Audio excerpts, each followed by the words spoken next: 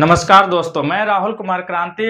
मुख्यमंत्री आवास कल मैं सहायक आचार्य टीजीटी पीजीटी के अभ्यर्थियों की समस्या को लेकर के गया था। जैसा कि आपको भी पता है कि मैं सहायक आचार्य का भी अभ्यर्थी हूं और टीजीटी का भी अभ्यर्थी हूं। और हमारे 2 दिन से हमारे पीजीटी के साथी जो कि जेएसएससी कार्यालय के बाहर धरना प्रदर्शन पर बैठे हुए थे, वहां पर है सो अम्बा प्रसाद भी गई थी, लेकिन नतीजा कुछ नहीं निकला। अम्बा प्रसाद सिर्फ और सिर्फ अपना दिखावा करने के लिए और अपना हसो राजनीतिक लाभ लेने के लिए गई हुई थी।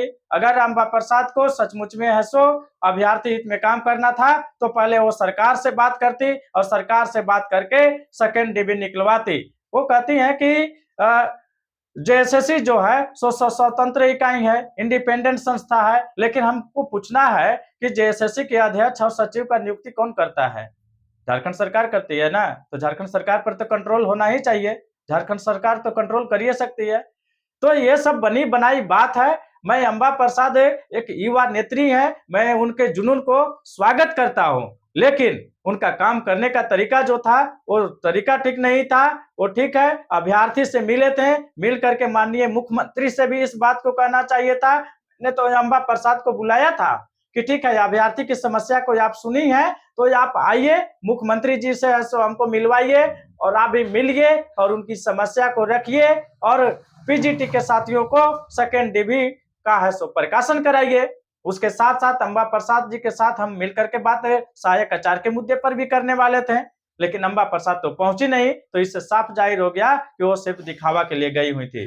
दोस्तों, जैसा कि कल के न्यूज से आप लोगों को पता होगा कि मैंने मुख्यमंत्री आवास अपने प्रतिनिधि मंडल के साथ मैं गया हुआ था माननीय मुख्यमंत्री से मिलने के लिए, लेकिन जैसे ही मेरा लेटर को लेकर के ओएसडी के माध्यम से सो माननीय मुख्यमंत्री जी के पास गया, मुख्यमंत्री जी देखने के बाद वो सीधा मना कर दिए कि मैं आम लोगों से नहीं मिलता हूं, आम लोगों से मुझे बात नहीं करना है। उनको शिक्षक एक आम आदमी लग रहे थे क्या? अरे शिक्षक पर ही है सो पूरा शिक्षा व्यवस्था टिका हुआ है, पूरा समाज को है सो संस्कार देने वाला है, पूरा समाज को निर्माण करने वाला है, और एक शिक्षक को बोल देते हैं कि एक आम आदमी है। ठीक है, मैं आम ही आदमी हूं, मैं खास आदमी नहीं हूं, लेकिन आम आदमी से ही वो तो मुख्यमंत्री बने हैं। किसके वोट से बने हैं? आम आदमी की वोट से बने हैं। फिर वो कैसे कर सकते हैं कि मैं आम आदमी से नहीं मिलूंगा? अरे वो क्या भगवान राम से भी बड़े हैं, श्री कृष्ण से भी बड़े हैं, भगवान श्री कृष्ण से भी बड़े हो गए क्या? अरे भगवान के भी दरवाजा पर राजा ही के रूप में तो राजा राम थे, उनसे भी मिलने के लिए सो रात में अगर एक महिला गई थी तो रात में भी मिलने के लिए तैयार हो गए थे, रात में भी उनकी समस्या को सुनने के लिए और हंसो तत्पर थे। भगवान श्री कृष्ण के पास आम आदमी बन करके गए थे सुदामा, उनसे भी भगवान श्री कृष्ण मिले थे और दौड़ करके उनके रास्ता में जब उनके अधिकारी लोग, उनके सेना के लोग हंसो उनको डांट फटकार लगा करके भगा दिए थे कि ऐसे तुच्छ आदमी से थोड़े मिलेंगे द्वारकाधीश। लेकिन जैसे ही द्वारकाधीश को यानी भगवान श्री कृष्ण को पता चला कि सुदामा आया हुआ था, एक भिखारी के भेष में आया हुआ था, जैसे ही वो सुने वो दौड़ते दौड़ते हंसो उनके राह में खाली पैर ही दौड़ना शुरू कर दिए थे और जाकर के सुदामा से मिले थे। तो क्या ये हेमंत सोरेन, क्या वो अपने आप को समझ रहे हैं, हिटलर समझ रहे हैं क्या कि हम नहीं मिलेंगे? किसके वोट से वो बने हुए हैं? इनका जो ये कल का रवैया रहा है दोस्तों, हम जितने भी अभ्यर्थी हैं, जेएसएससी के भुक्तभोगी, जेपीएससी के भुक्तभोगी, सभी अभ्यर्थी, सभी शिक्षित बेरोजगार सब मिल करके हंसो इनको चुनाव में हंसो हम लोग धक्का देने का काम करेंगे। इनको हंसो चुनाव का समीकरण है सो हम लोग खराब करेंगे। हम लोग घाटशिला में जो ये चुनाव होने जा रहा है, जेएमएम और कांग्रेस के जो समर्थन से जो भी कैंडिडेट खड़ा हो रहा है उसका हम लोग विरोध करेंगे। दूसरा तीसरा पर्सन है सो चुनाव जीते, लेकिन ये झारखंड के सरकार के साथ यानी जेएमएम के साथ और कांग्रेस के साथ समर्थन से जो भी है सो कैंडिडेट खड़ा होगा उसको हम लोग को किसी भी सूरत में जीतने नहीं देना है। जब हमारी बात को सरकार सुनिए नहीं रही है तो फिर हम उनका समर्थन क्यों करेंगे, उनको जीतने क्यों देंगे, उनको सत्ता में क्यों आने देंगे? हम लोग इसको सत्ता से बेदखल करने का भी काम हम लोग अब शुरू कर दिए हैं और हम लोगों को यूनाइट होकर के इनको सत्ता से बेदखल करना होगा।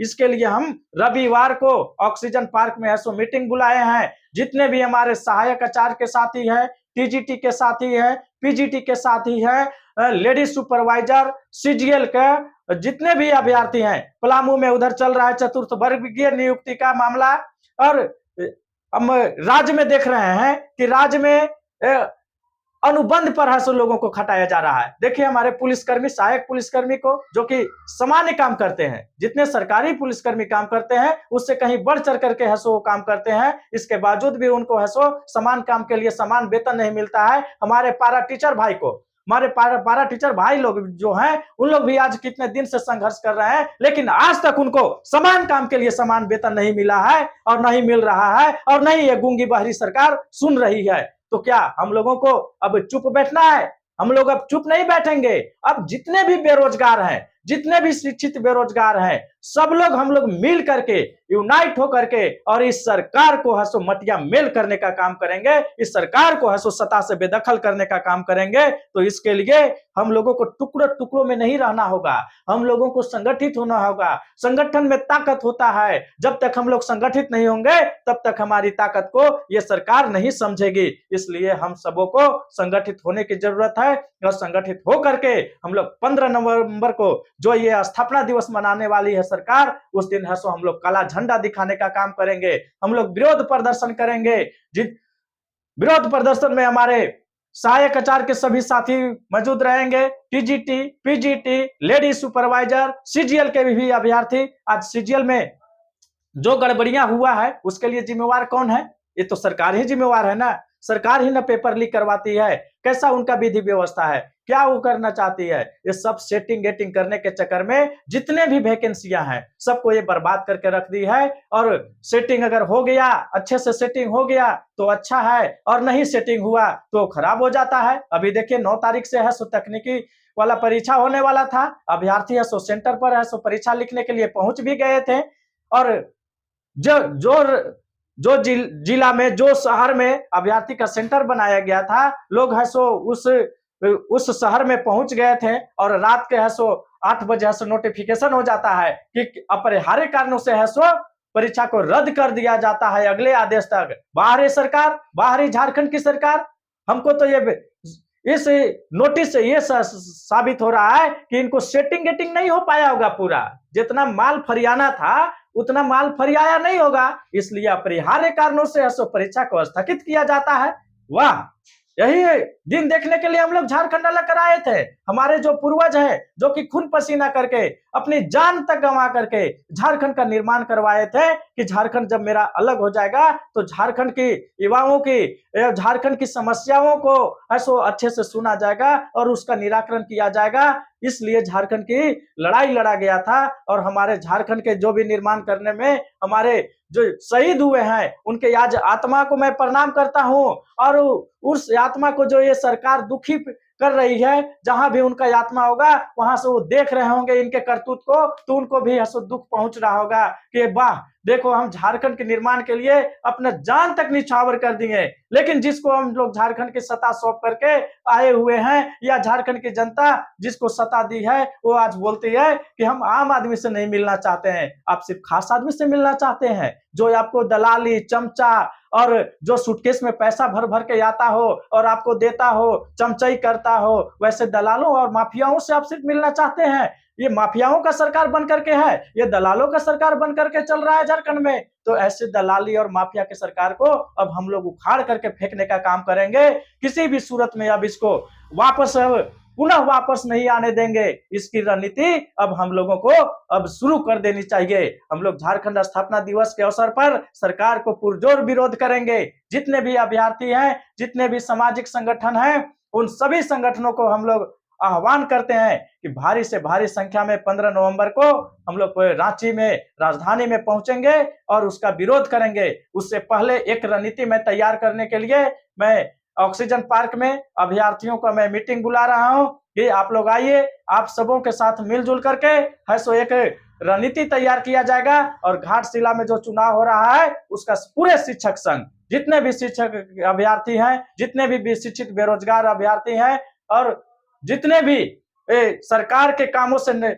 समझिए कि नाखुश हैं, जो प्रभावित हैं, सहायक पुलिसकर्मी हो, चाहे पारा टीचर हो, चाहे जितने भी अनुबंध पर काम कर रहे हो, चाहे सहिया हो, और उस सभी को डीलर संघ को क्या मिल रहा है?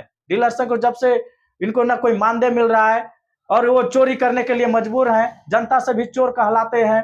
तो डीलर लोग को भी एक सम्मानजनक मानदेय मिलना चाहिए था। तो जितने भी इस सरकार से नाखुश और जितने भी सरकार के अन्याय से लोग प्रभावित हैं, सबको मैं आह्वान करता हूं कि आप लोग सरकार के जो भी अगला कदम होगा, जो भी कार्यक्रम होगा, उस सब का विरोध किया जाए। अभी फिलहाल घाटशिला उपचुनाव होना है, किसी भी सूरत में सरकार को घाटशिला उपचुनाव में कामयाब नहीं होने देना है।